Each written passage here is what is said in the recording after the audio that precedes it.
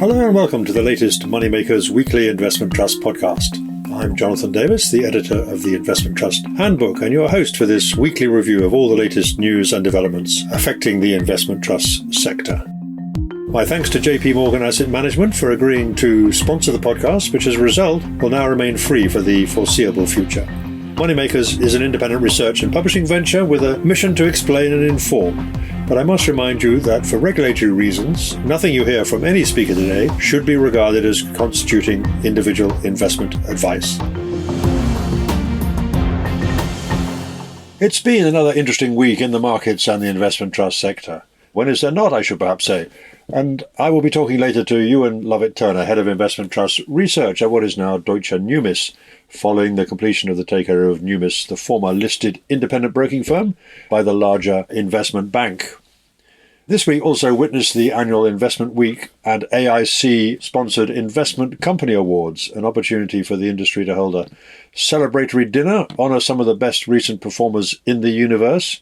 Mostly that's best in relative terms, of course, given what's been going on, and talk about what is going on. The chief topic of conversation, I think it's fair to say, and certainly my experience during the evening, being the campaign by Saba Capital and other activist investors to challenge the boards of trusted wide discounts to take more remedial action. Saba has built up stakes in more than 15 equity investment trusts and is looking to raise more money to back its campaign. I've written some thoughts on that for the Moneymakers Circle this week, where you'll also find our usual summary of the week's investment trust news and the biggest price, NAV and discount moves week and year to date, together with our latest in-depth profile, which this week looks at Nippon Active Value, ticker NAVF, the Japanese equity trust, which is in the process of consolidating the sector by taking over two other Japanese trusts, Atlantis Japan and Aberdeen Japan. We have now completed more than 120 of these profiles, which provide an in-depth factual summary of each trust's history, approach and performance, and are intended to produce a useful starting point for anyone who's researching trusts, looking to buy or perhaps to sell, but who doesn't want to rely solely on company-sponsored or sales-led broking research. In keeping with our educational and research perspective, I might mention here that we are planning to add some more performance and technical data on a regular basis. For example, looking at the performance of those trusts classified as dividend heroes or those that adopt an enhanced income approach. We may also be adding more technical indicators which pick out trusts whose share prices are giving out positive or negative technical signals. Fortunately, there have been quite a few of those recently, positive ones, given the way that investment trusts have been showing signs of life in the last few weeks after the persistent derating of the last 20 months. It seems possible, well, maybe even likely, that we have reached some sort of turning point in that cycle. And if so, after urging caution for most of the past 2 years, my view would be that now is a good time to have more tools to look at where the best opportunities now lie. It's certainly been another good week for the investment trust sector, with the investment trust index up 2.5% on the week and gainers outnumbering losers by more than 6-1. Renewable energy trusts, commercial property, and finally, you might say, some UK smaller company equity trusts headed the list of risers, with some 40 trusts gaining 6% or more in share price terms on the week. Among larger trusts on the list, notable decliners, though, were Baillie, Gifford, Japan and BH Macro, which after a storming 2022 has so far had a year to forget. A lot of this strong performance can be attributed to the strength of markets generally this week, boosted by the latest positive inflation readings in both the US and the UK, down to 3.2% and 4.9% respectively. Nasdaq was up 2.4% on the week, and the S&P 500 not far behind, up 2.2%, despite a sell-off on Friday. The FTSE indices also put in a good performance, with gains of 4% for the 250 mid-cap index and 2.5% for the all-share. Gilts were also in good form, with every issue rising in price as yields declined, led by some of the longer-dated issues. All this reflecting renewed confidence that further increases in interest rates are now less likely, and we may even be talking about potential cuts in interest rates next year. A small handful of gilts now, for the first time in a while, trade on yields below 4%. It was a similar story in the index-linked market. On the other side of the Atlantic, yields on longer-dated treasuries have edged back down from a peak of over 5% not so long ago to around the 4.5% level, although the yield curve remains inverted. Oil was down on the week, copper up a little, and gold still hovering just below the $2,000 an ounce mark. Turning to the news, there was news this week of another proposed merger, this one involving two UK-focused trusts managed by JPMorgan. JPMorgan Smaller Companies, ticker JMI, and JPMorgan Midcap, ticker JMF. The boards of these two trusts have proposed a merger with shareholders in the Midcap Trust being offered an exit at a 2% discount to NAV, up to a maximum take-up of 15% of the share capital. No exit opportunity for the Smaller Companies Trust, however. The merged vehicle will be renamed the JPMorgan UK Small Cap Growth and Income Trust and have a new ticker, JUGI. The deal is expected to complete in March 2024. The merged vehicle will adopt an enhanced income policy, meaning that it will pay an annual dividend equivalent to 4% of the opening NAV in each period. This is an approach favoured by a number of other JPMorgan managed trusts and seems to have worked well in attracting demand and limiting discount volatility. So no doubt the boards are hoping that this will do the same for their two trusts, both of which have been trading at discounts wider than 10%. The management fee on the combined vehicle is also being reduced. The market seemed to like this, even though it was a positive week. The JPMorgan Smaller Companies Trust was up 5% on the week, and the Midcap Trust up 9%. There was further news too this week from the Board of European Opportunities Trust, which held its keenly awaited continuation vote, at which a substantial minority of shares were voted against both continuation and the re-election of the board. The votes against came mainly from Saba Capital, which has built up a stake of more than 10% in the trust, and has been campaigning publicly for a greater return of capital than the board has proposed in order to reduce the discount at which the shares have been trading, and another US fund with a large shareholding. This trust, which is managed by Alex Darwell, will now make a tender offer for up to 25% of the shares at NAV minus 2% next month, and will be continuing its buyback program in an attempt to keep the discount in single figures. There will be another continuation vote, as we already knew, and another tender offer in 3 years' time if the trust's performance, which has been poor over the last 5 years, though much stronger over longer time periods, does not improve.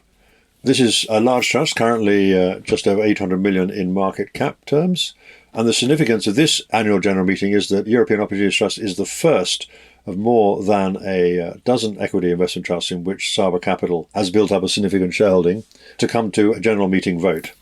Some other notable trusts on the Saba list include BlackRock Smaller Companies, Henderson Opportunities, JPMorgan European Discovery, and 3 Baillie Gifford trusts. Most of these have a bias towards a growth style of investing, interestingly. And we need to watch out for more action on this front as the AGMs or other votes on these trusts come round. Elsewhere, another notable development this week was the potential involvement of Parliament in the controversial issue of regulatory disclosure of the costs of investment trusts. Not a topic that you would think would have much salience in political terms at the moment, but one that is of considerable importance to the investment trust universe. The issue here, discussed often on the podcast in the last few weeks, centres on the way in which regulatory disclosure of fund costs, which, let's be clear, in general terms must be regarded as a good thing, nevertheless penalises investment trusts by placing different and potentially off-putting requirements on them when compared to other types of fund, where they are competing for investor attention. Baroness Altman, perhaps better known as Ros Altman, the pension campaigner, raised the issue in the House of Lords this week and is introducing a private members' bill that may prod the government into legislating to exclude investment trusts from some of the current regulatory requirements that produce these misleading cost figures that wealth managers and others are forced to use when reporting to clients. They tend to make the costs of a trust appear higher than they would do if other measures were adopted. Although the government has promised to review the situation as part of a broader review of post-Brexit European regulation, and the FCA, the Financial Conduct Authority, is also involved, bumbling along at its usual snail-like pace, it is a complicated issue, not quite as clear-cut as some of the campaigners have said, and we'll have to wait and see if this makes any progress. It certainly won't happen overnight, I think. Also in the news this week, Picton Property, ticker PCTN, which last week announced that it was in discussions with another commercial property trust, UK Commercial Property, ticker UKCM, about a merger between the two, announced its interim results, showing a 1.4% decline in its NAV.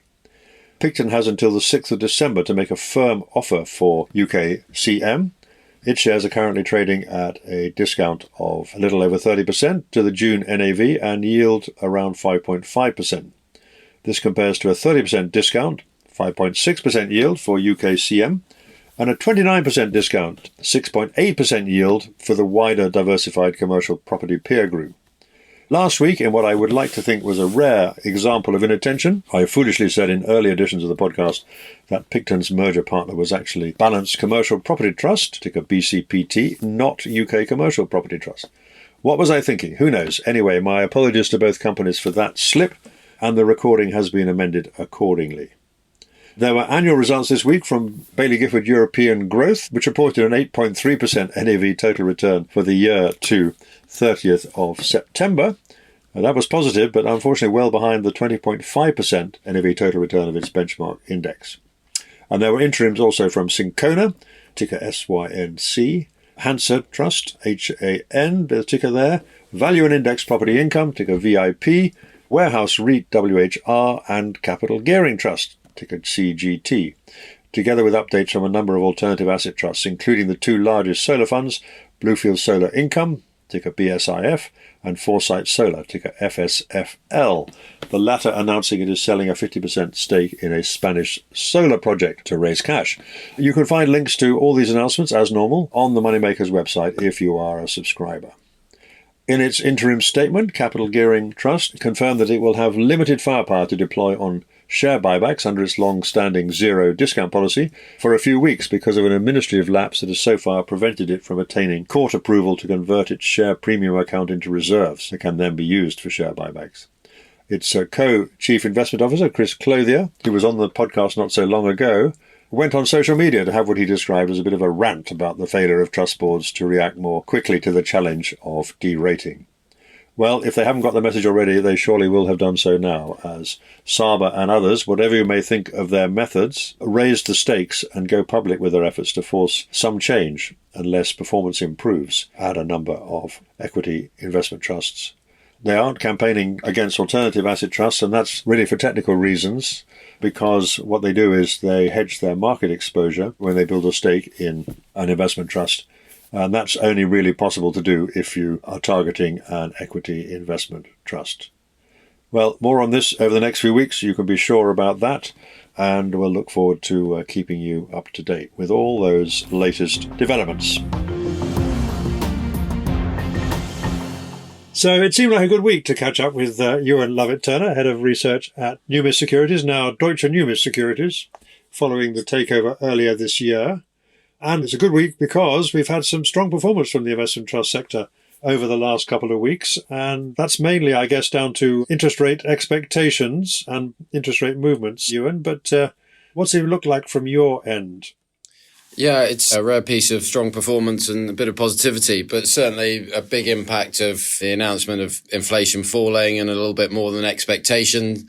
And that's impacted people's views on when interest rates might start falling again, and that might be on the cards rather than looking at this perpetual higher or high interest rate environment. So money markets suddenly pricing in potential falls in interest rates next year. They're the best indicator we've got, but they're probably notoriously poor at actually predicting the actual outcome as any forecast. But markets have reacted, and in the last week or so, the FTSE 250 and the Numis smaller companies index are up nearly 5%, while the all share sort of a couple of percent. So that smaller, growthier end of the market certainly benefiting, and the investment companies universe up around 4% in price terms.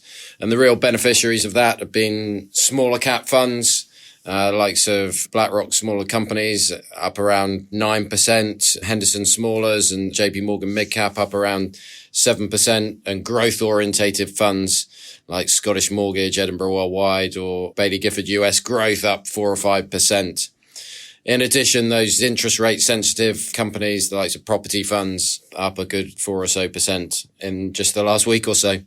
So this is a welcome change from what's been a rather depressing and relentless derating of many investment trusts, the sector as a whole, and a lot of individual trusts, particularly alternatives, over the last, well, it's now getting on for 2 years almost. What we've been saying, of course, for a while is the problem's really been no buyers and quite a few sellers. Have you actually seen much evidence of buyers coming back into the market in force? Yeah, I think we have seen a bit of action in those particular sectors where people have been wary and waiting. Property, renewables, infrastructure. You can see several names are now up 10, 15% over the last month or so.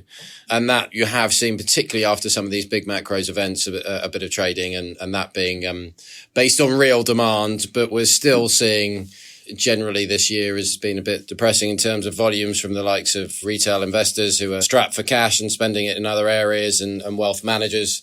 Whilst many of, that more institutional side, the wealth manager, the multi-asset manager, have been looking at short-term government bonds really and thinking, why do I need to own anything else? And I think the potential that you might get significant gains from other asset classes, and when they do move, they can move quite substantially. So we are getting a bit of a pickup in volumes on the back of some of this latest news, certainly. And I think that's the key, is people move from being wary and cautious and suddenly have that confidence to dive back in. There's nothing like a bit of prices going up for a change to encourage sentiment. You're absolutely right. But in terms of the outlook from here, do you think this rally might run to the end of the year, for example? Or are you still, as a house, you're still relatively cautious about the economic outlook and the sector outlook? Well, no particular house view. I'll wait until I'm more fully integrated with the Deutsche Bank machine to get the macro analysts out there. But my opinion, for what it's worth, is you probably get a period of continued volatility, and it becomes a bit more asset class by asset class, stock by stock. I think there's a potential in this environment where you've seen underlying valuations get to levels that aren't really supported by fundamentals, that you get the opportunity. I think the UK small caps has been a really interesting space that's rallied quite strongly. And a lot of the negativity around that has been, over the last few years, there's been the perpetual news that the UK has been the worst performing economy in the post-pandemic era. And nothing like a revision of the ONS stats. And suddenly that fact, as it has been, is no longer the case. And it's been a lot better than we were led to believe. And when the facts change, you change your view. I think that still hasn't quite permeated in some of those sectors. So, areas that are unloved and forgotten have the potential to do well. And we've seen a bit of recovery in the likes of renewables and infrastructure, but still an area where you've got high quality cash flows that do have value and in many cases have interest rate and inflation linkage, which means they've potentially been beneficiaries in this environment, which really hasn't been recognised in share prices. Well, let's move on then and talk about another factor which a lot of people have been talking about in recent weeks, certainly as a possible factor which has contributed to the derating of investment trusts, and that is this issue of cost disclosure. This week, we have seen some progress on that in the sense that Baroness Altman, or Ros Altman, a well-known pension specialist who's now in the House of Lords, has introduced a private members' bill seeking changes in the way that these regulations apply to the investment company sector. What are your thoughts about that? Do you think that's actually going to lead to anything, or is it just a way of airing a grievance that may or may not have any results? I think this is a tremendously important issue for the sector. I think the cost disclosures have been a huge headwind to demand for investment companies over the last 3.5, 4 years. It's been a bit of a case of the boiling frog. There hasn't been a particular moment where everyone's had to shut them off, but we've certainly seen investors rationing their exposure to investment companies because they have to report through the cost disclosures to their underlying investors. And that's cost ratios and calculations that are more onerous than they are for open-ended funds, include lots of things that are essentially sort of investment type decisions like transaction costs and gearing, rather than just what it takes for the people to sit there and run the fund. And the exposure to asset classes like the alternative sectors means that it's a lot more intense than a traditional equity investment company. And we push boards to make sure that they can lower fees and get a good deal for investors as much as possible. But we think some of the reporting of this has been misleading and unhelpful. Particularly, this has stopped the likes of your multi-asset managers and wealth managers from holding as meaningful portions of their portfolio in investment companies as they would like.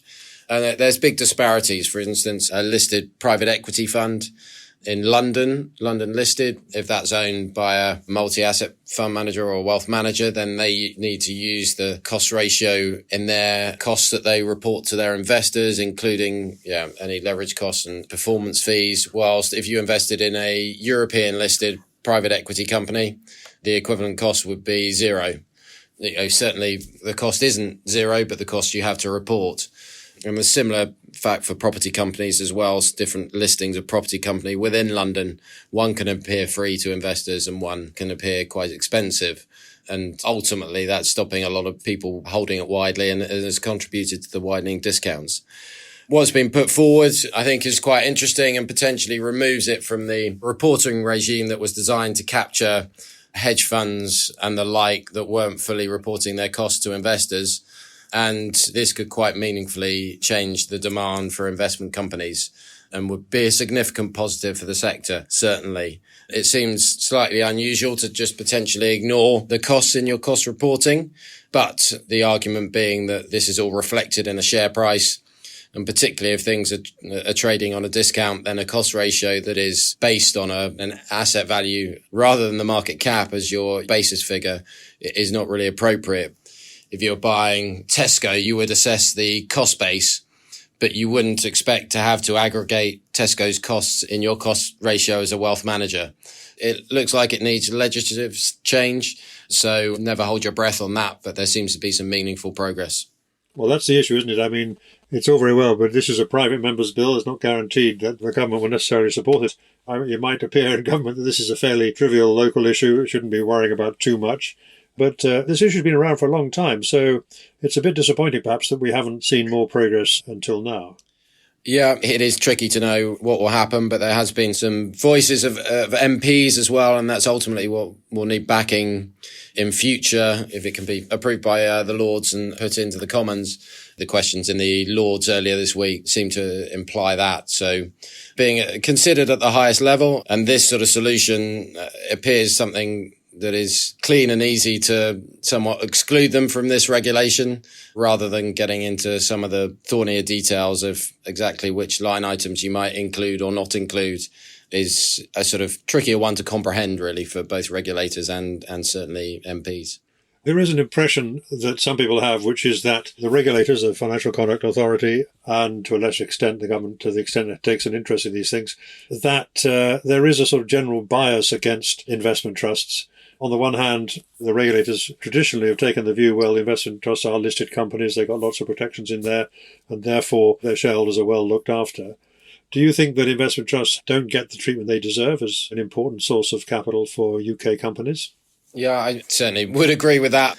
We've written to both the Treasury and the FCA, and part of that was highlighting the significance to the UK economy, and figures we dug out at that time showed that around 16% of the UK's installed renewable capacity was owned by London-listed investment companies. So really meaningful to meet the objectives that the government is seeking to do in energy transition, and certainly lots of companies investing in the likes of biotech assets and supporting that, which has been a key goal. So it's really doing the job of highlighting to the people on high that this is a strategically important sector of the UK investment, providing capital to really important areas. But I'd say it hasn't really been a case of people deliberately trying to be nasty to investment companies. I'd say it's more the benign neglect or unintended consequences that cost legislation that is generally intended to stop one person sitting behind a Bloomberg terminal charging extremely high fees for essentially tracking an index. It's designed to stop that sort of situation and hasn't really come across particularly well to vehicles that invest in, provide primary capital to innovative biotech companies or renewable energy projects or many of the infrastructure projects that we'll always struggle to fund and build. Well, you mentioned renewable energy infrastructure and the role that investment companies play in financing that. And the renewable sector has performed much better in the last couple of weeks. It has responded to the changed interest rate environment. Though also we heard today that the government is changing the terms on which it is issuing new licenses for offshore wind. Following the last auction, which basically failed to attract any interest at all, the guaranteed price that was offered was too low to attract any interest. That got a lot of publicity. Do you think that this new regime, which obviously gives a much higher price potentially to developers of offshore wind, will also be a helpful factor for the renewable sector, and particularly those who are involved in wind power, like Greencoat UK Wind and one or two others that are involved in that sector? I'm only aware of those high-level details, but in general, the importance of being paid an appropriate return, and I think in those asset classes you've seen costs materially increase. You've seen a number of projects in different countries being pulled on that basis. And you need to design structures and reimbursements that properly reward the investor for the risk they're taking in developing these assets, which is a slightly different ballgame in a higher rate environment and a higher cost environment. So, getting that right is never easy, but having that appropriate regimes and clarity of structure so people can make long-term investment decisions that hopefully in the long term will benefit us all in terms of a cleaner and hopefully attractively priced energy is something that we'd all hope for. And in the meantime, over the last few weeks, we've been hearing a number of announcements by companies in the renewable energy infrastructure space about what they're planning to do. And capital allocation has become a big topic. In other words, what do you do if you're a renewable energy trust trading at a big discount and you can't raise any more money for new projects or indeed projects which you may have committed to? You have a number of choices. You can repay debt, you can do share buybacks, or you can sell some of the assets you have. We heard this week from Foresight Solar, for example, they've started a program of divesting, but they're also doing buybacks and reducing debt. So what's your impression overall of the sector? Do you think what the companies are doing is right and necessary? Should they be doing more in terms of clarifying their capital allocation priorities? Yeah, we've seen a big sea change in attitudes to capital allocation across the investment company sector, really, particularly the alternative space, renewables being one, private equity as well. We've seen developments there where investors, one, you've had a derating of shares in several asset classes, so moving from premiums to discounts, and investors, not happy with what that's done to the valuation of their portfolios and putting pressure on boards to do what they can about it. And appropriately using the incremental pound is really what investors are highly focused on. And if you can buy back your own shares with excess cash and be left with the same assets that are generating the same return on a lower share capital, then that's quite an attractive option, particularly when shares are trading at meaningful discounts. You get an uplift to NAV on that and potentially your earnings potential as well. And so I think that's been a good development. I suppose key to highlight that managing the balance sheet is also essential. The last thing you want is funds that become forced sellers of assets to manage their balance sheet. And that's where you get value destruction. We've seen it historically in the property and private equity space, but in general, sort of balance sheets are in somewhat better shape and the renewables are highly cash generative. And so using that excess cash flow potentially to return to investors, if you're comfortable with your balance sheet, your commitments, level of debt and ability to repay that, then I think that's very important. And the potential for asset sales is hugely important at this time when people are somewhat uncertain. Proving your valuations is really key. And we've seen that across renewables, across private equity, where a lot of skepticism, but realizations continue to come through at significant uplifts to valuation. And the more transactions you get in these various asset classes that support the valuations, then the easier it is to be comfortable and the harder it is to justify the wide discounts and see them continuing. And by the same token, it's going to be one of the criteria against which the trust's ability to move their discounts will be judged, if you like. So those who have got balance sheets that are in not such good shape or have mismanaged them somewhat are going to remain penalised, presumably, while those which are in much better shape will see their discounts continue to narrow, you would hope. Yeah, I think those with sensible capital structures and high quality assets are always going to do well and have a bit more flexibility to potentially return some capital. And I don't look at a buyback as a way of marching in a discount. I look at it as demonstrating that sensible capital allocation, really showing investors that you do care about the share price and that boards haven't forgotten about their investors in the difficult times, and potentially providing a bit of liquidity to investors. And it's good to have that visibility of liquidity and potentially that's positive for the trading spreads and the like. You've also been obviously quite prominent over the last couple of years in talking about the need for consolidation in the investment trust sector. And this week we've heard another example, which is two JPMorgan managed trusts, JPMorgan Smaller and JPMorgan Mid Cap, which have both announced that they are considering a merger. That's not a particular surprise in one sense, I think, because essentially they're managed by the same teams effectively. What did you make of that particular announcement? You weren't surprised, presumably, to hear that come around, or were you? Well, a bit of yes and no, I'd say, Jonathan. It's an interesting one because I suppose JPMorgan also run JPMorgan Midcap, the UK Midcap Fund, and the somewhat cryptically named Mercantile, which is also a UK Midcap Fund, effectively, but under different management teams. And probably the industry's been calling for years that surely you should just put those two together.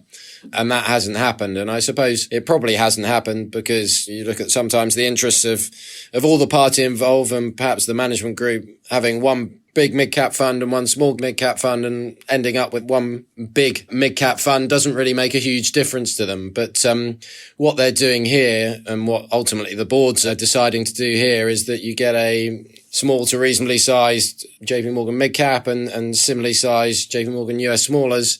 You put them together and follow the small cap mandate, and you end up with a meaningfully sized fund that it's probably becomes a much more attractive proposition for the likes of wealth managers and institutional investors, that it has the size and trading liquidity that they might invest in compared to being a relatively small player in that small cap space. And you'll also get the benefit of decreased costs and the fixed cost being shared across a wider asset base. So I think it's a sensible move and makes a lot of sense. And clearly the board did consider other options, other fund management groups and the like, but I think this provides a pretty executable transaction that leaves a small cap fund in probably a much better place than it would have been otherwise. So it looks like a sensible deal, although actually probably not the one the industry had been calling for years. Okay. I should reiterate that while JP Morgan sponsor this podcast, I'm very grateful to them for that. They don't have any say in what we say about their trusts. If I look at the performance of the shares since they announced this, does that suggest to you that the market's going to be happy with this in the end, despite perhaps having earlier wanted a different outcome?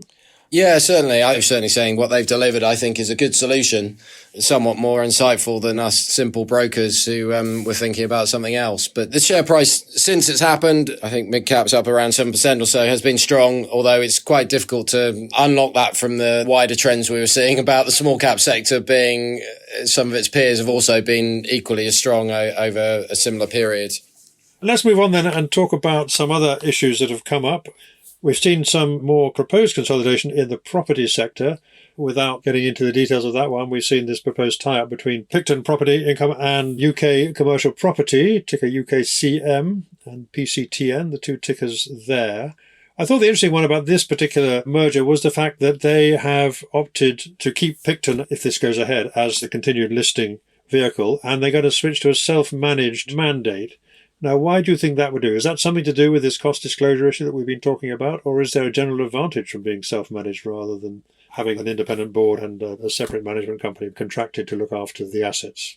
Yeah, we have seen several companies adopt the self-manage and become listed under the property operating company chapter of the London market. And in doing that, you effectively fall out of the cost reporting that we were talking about earlier. And several funds have favoured that, which should be positive for demand and perhaps looked at by a slightly different investor set who look at internally managed REITs rather than who might be less focused on the traditional investment company structure. There's obviously an issue around continuation votes at the moment because trusts are trading at big discounts. A number of trusts have mechanisms by which if their discount remains wider than a certain level, they have to have a continuation vote or at least a tender or some sort of reaction to that. One of the companies in the spotlight over that is European Opportunities Trust, managed by Alex Darwell for Devon Equity Management. Used to be run by Jupiter, but for the last few years has been managed by Devon Equity Management, which is an independent fund management company. There's been a bit of to and fro between the shareholders and the board on this one. European Opportunities Trust proposed a tender offer, and then the activist shareholder on its register, Saba Capital, we mentioned this last week, came back and said, no, you should be offering more. That was put to a vote this week, and the board and management have kind of won for now, at least. What did you make of this particular situation? Yeah, it's an interesting battle, and European Opportunities, as you said, managed for a very long time by Alexander Darwell, who has a tremendous long-term track record, but performance has been pretty disappointing over 3 and 5 years now, particularly given the manager had a very large position in Wirecard, which was a strong driver of returns for many years, but then subsequently turned out to be a fraud. And so that definitely impacted performance and certainly impacted sentiment towards the stock. And I think many of the holders over recent years, the more wealth management holders have reduced on the register, and you've got a number of value players who have come in. And one in particular, Saba Capital, who's a US-based hedge fund that's appearing to be a lot more aggressive than the value-orientated investors that we've seen in our sector in the past. And it was calling for either a full exit at NAV or certainly a more meaningful tender than the 25% that was recently offered by the board. So the board initially was putting in place a tender in the future if the fund underperforms, but under pressure from the investors said if it passes this continuation vote, we'll offer a 25% exit at a 2% discount less costs. Ultimately, the board won, but there was a meaningful voting against, around 35% of votes cast, I think. So a meaningful portion of the register voting against the board. And that means that the fund isn't necessarily out the woods. I think they'll quite possibly face some more pressure as time goes on. And it'll be interesting to see what happens at the tender, whether Saba look to reduce their stake, or if they don't tender, their stake would increase and potentially they've then got a greater percent of share capital and can be even noisier.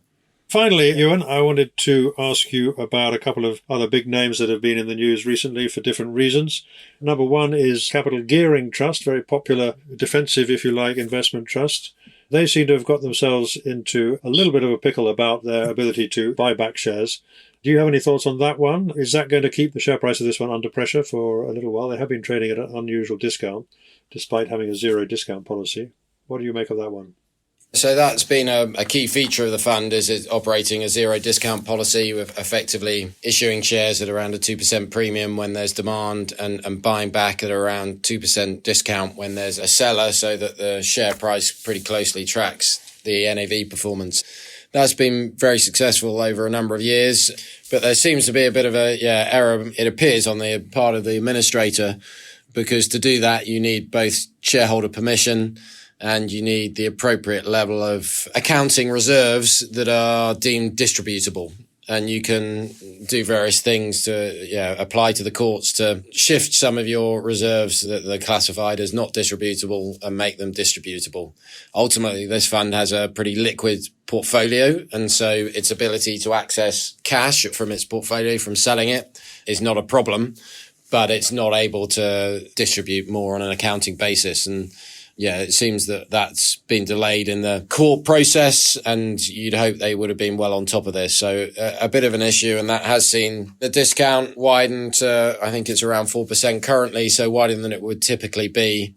And hopefully they can get that sorted in a number of months and normal service can return. But there's potential for it to continue to be on a bit of a discount while that happens. But I'd be pretty sure, and the board have stated that they, in the long term, remain very committed to this strategy. So you'd expect that to narrow in the medium term. More recently, Capital Gearing had their interims out and had Investor Day as well. So still very much in their defensive mindset, with index-linked gilts being something that they're very attracted to. But we did have a bit of a talk from Peter Spiller, which was headed Reasons for Optimism, which isn't something you typically hear from Peter. But he was actually highlighting some of the risk assets, particularly areas of the listed investment company space, renewable energy and infrastructure funds, where he thinks that there's attractive real returns to be made over the medium term, and those valuations are attractive. I wanted to ask you about a couple of larger companies in the hedge fund space, particularly Pershing Square Holdings and Third Point Investors, managed by Dan Loeb. I should mention that your company is a broker to the latter, to Third Point. They both had something to say this week. Tell us what you made of their announcements.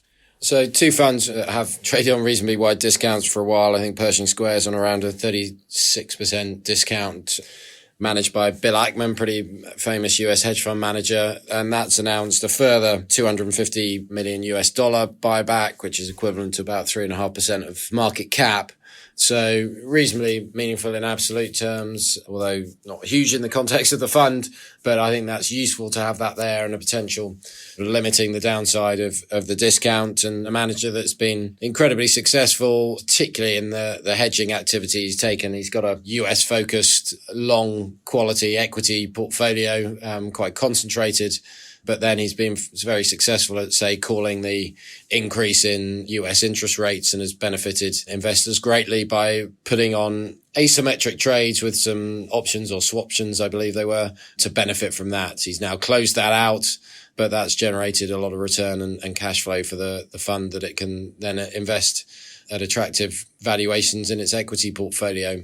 And the third point, yes, it's got a number of measures and continues to actively buy back shares and has a upcoming tender offer that will be triggered if the discount remains wide, which it looks like it will be wider than that trigger, and therefore shareholders will have an opportunity to exit at a relatively tight discount for a portion of their holdings. So that fund's put a number of measures in over the years. It has come under some pressure from more activist investors, and that has resulted in a number of measures.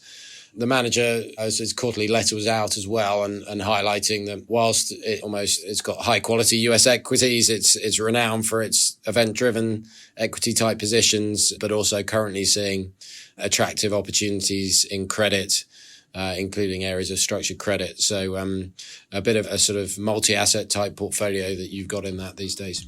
All right, so on that note, that was Ewan Lovett-Turner, Head of Research at Deutsche Numis Securities.